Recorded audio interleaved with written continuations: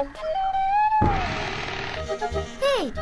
দেখ কে এসছে, দেখতে তো একদম জোগাড়ের মতো, আর নিজেকে ভেবেছে সালমান খান।